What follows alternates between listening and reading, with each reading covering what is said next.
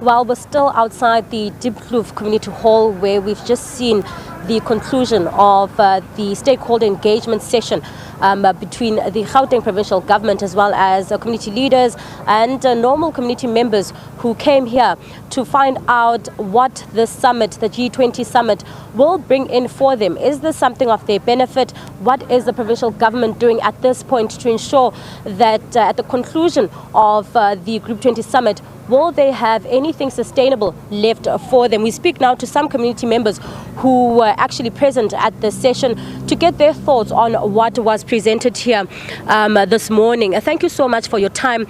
Do you think that the summit will benefit community members in and around Soweto? Okay, there's a saying that goes around, together we make South Africa great. The only way that it will benefit communities if they partner with communities. Communities are the ones that knows their challenges, they have their problems, but guess what, they also have their solutions. When we listen to what was spoken inside, they spoke about, fixing the communities, the street light, your service delivery issues. There are people in our communities that are skilled. There are young people that are skilled, that are sitting at home.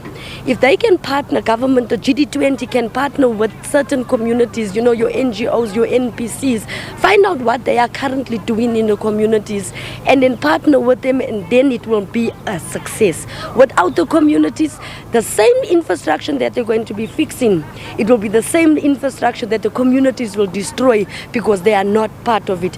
And especially the G20 is coming to Nasrec. Nasrec is very close to a community called Rivoli, which is Ward 68. A lot of talent there, singers, actors, you name it. Partner government, and then together we can make South Africa great. Thank you so much. And I just want to find out from you, do you think that ordinary citizens, especially in places like Rivoli, actually know what the G20 is and what it will bring for them? Thank you so much for your question. So to answer your question is that, the people in Rivoli and communities alike, the one lady said that not everybody has access to digital phones and the likes to get these updates and but it's people like us that have to sort of show up for our communities to be able to take this message back to them and actually update them and help them sort of get ready for events such as this. Because at the end of the day, the G20 is going to have a lot of South Africans that are parts of it, that are going to be serving people internationally. The least we can do is involve them to a point where we can get them ready and even train to a point where we can host more events like this. If we don't empower a community, we don't empower a nation. So with that being said, is that today was fruitful. We got to see the gaps of how exactly we as a community can position ourselves for the next events, especially in communications, and sort of just attack that and implement it where need be. So yeah, it was really good to be here today, but unfortunate that those that really needed to be here weren't able to. But like I said, it's our responsibility now as a community to take it back.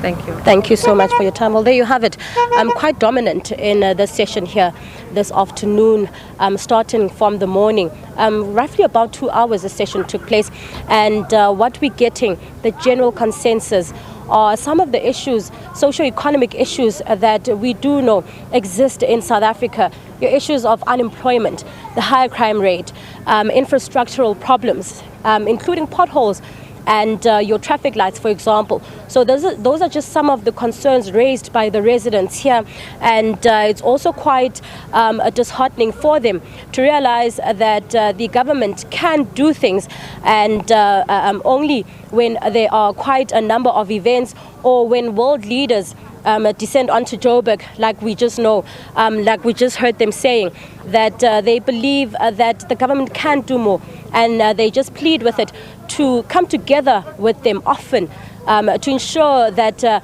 they can solve some of these socio-economic issues that we know exist in our country.